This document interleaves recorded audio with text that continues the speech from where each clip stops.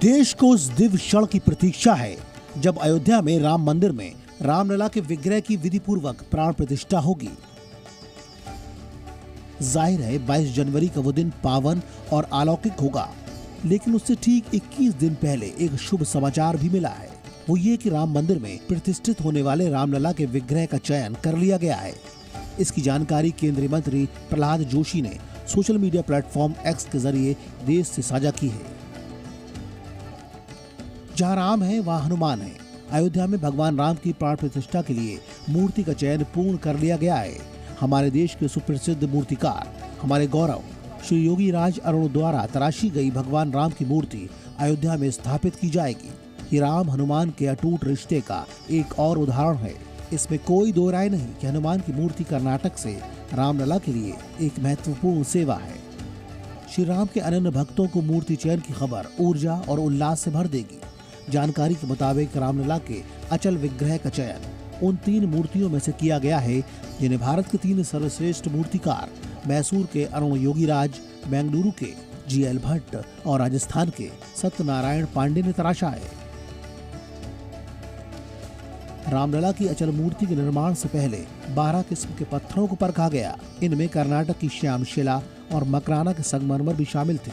प्रतिमा निर्माण के लिए 6 मानक तय किए गए थे जिन पर मूर्तिकारों को खरा उतरना था। श्री राम जन्मभूमि ट्रस्ट की चयन समिति ने पिछले हफ्ते ही अपना मत कमेटी अध्यक्ष को दे दिया था, जिसके बाद अंतिम निर्णय लिया गया है। इन 3 मूर्तिकारों में से ही चयन कर्नाटक के मैसूरू के रहने वाले विख्यात मूर्तिकार अरुण योगीराज के हाथों तराशी गई रामलला की मूर्ति का हुआ है।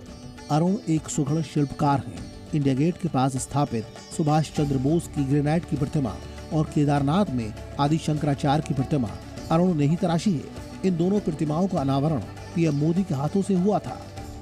ये काफी जाने माने मूर्तिकार हैं और कृष्ण शिला जो कि कर्नाटक से है उसी पर 51 इंच लंबी रामलला की मूर्ति बनाकर तैयार की है और कृष्ण शिला पर बनी अरुण योगीराज की यह मूर्ति श्याम रंग की है। और मुझे जब नृपेंद्र मिश्रा से बातचीत के दौरान यह पता चला कि इसका रंग हल्का ग्रे कलर का होगा और इस पर अभी काम चल रहा है। लगभग काम हो चुका है क्योंकि मुझे इस बात की भी जानकारी मिली कि बन चुका है।